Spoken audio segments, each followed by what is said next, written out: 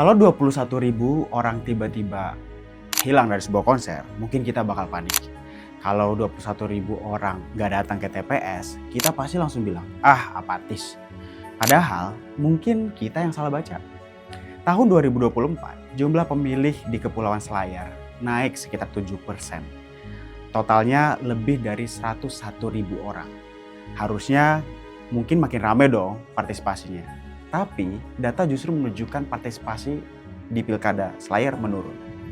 Saya Putra Satria. Baru-baru ini kami Sindikasi Pemilu Demokrasi dan KPU Kepulauan Selayar berkolaborasi untuk mengerjakan satu riset yang berjudul Wajah Demokrasi di Beranda Terdepan Indonesia. Dalam buku ini, kami menguraikan bagaimana dinamika partisipasi masyarakat di daerah kepulauan. Di Kepulauan Selayar, dari 83% partisipasi pada tahun-tahun sebelumnya turun menjadi 78%. Atau sekitar 21.000 orang tidak menggunakan hak pilihnya.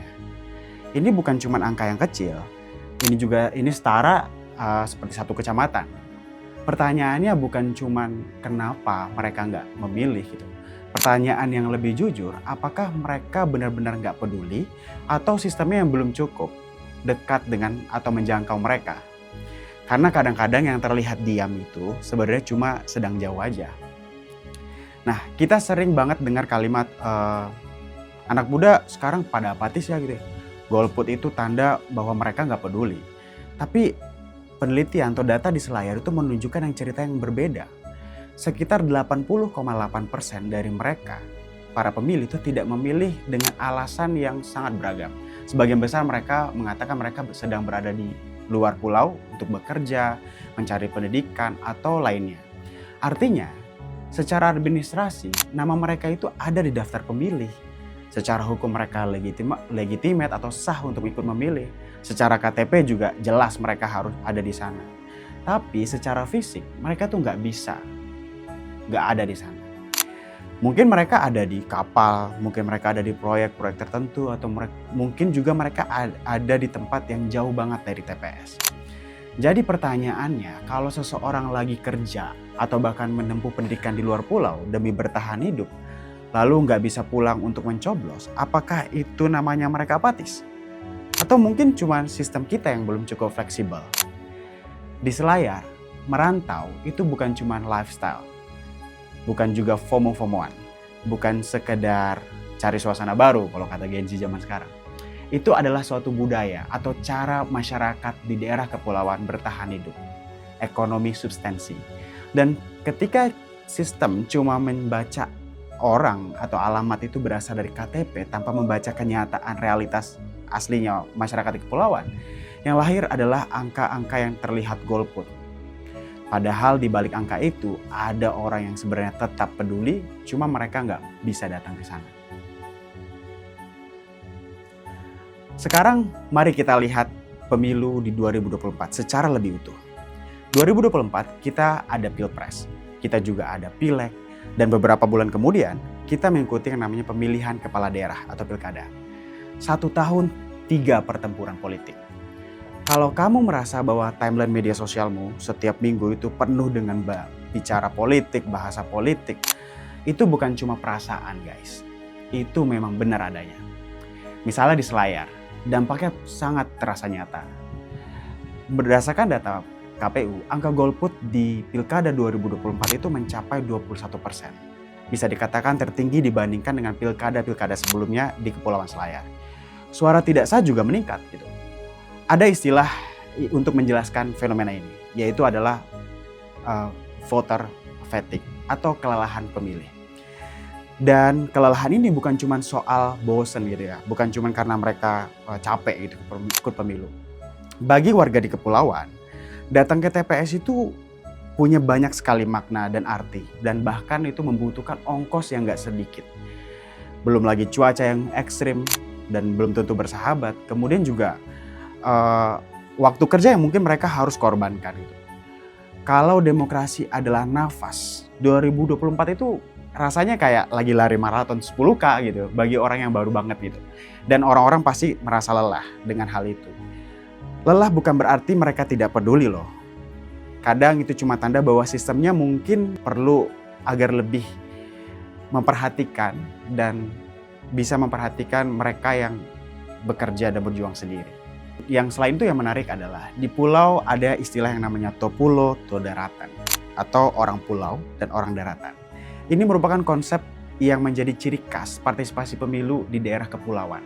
Bagaimana partisipasi masyarakat di daerah yang ada di cangkupan wilayah kepulauan dan di daerah kepulauan itu biasanya berbeda banget. Bukan soal siapa yang lebih baik sebenarnya di antara orang pulau atau orang daratan ini, tapi bicara soal aksesibilitas.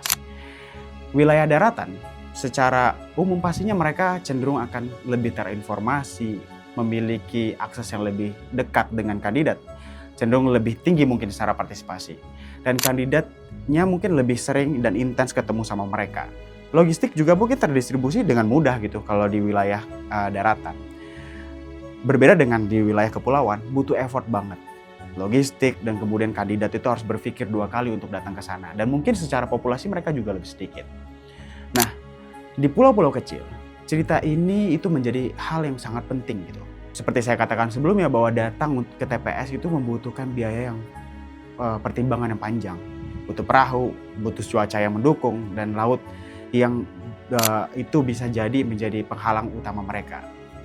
Nah, artinya dari data yang kami temukan, dari penelitian kami temukan, di Selayar demokrasi itu menjadi seakan sangat mahal bagi masyarakatnya, terutama di wilayah kepulauan atau di daerah Topulo.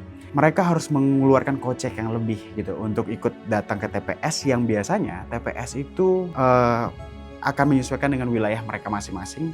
Namun ketika pilkada kemarin diperkecil skupnya. Nah, dengan biaya logistik yang tidak sedikit ini, menariknya sentimen antara Topulo dan Todaratan ini juga cukup meredup di tahun 2024. Maksudnya adalah ketika aksesibilitas tadi yang menjadi perdebatan di antara masyarakat wilayah Topulo dan Todaratan, biasanya akan muncul sentimen mana yang merasa diprioritaskan oleh kandidat gitu. Nah, namun di 2024 kemarin pilkadanya menunjukkan justru berbeda. Sentimen ini menurun pada faktanya. Kenapa? Karena terdapat kandidat yang merepresentasikan kedua wilayah ini.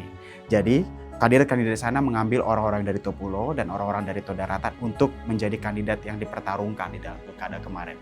Artinya lebih heterogen. Tapi geografis itu nggak bisa dibohongi dan nggak bisa dinegosiasikan.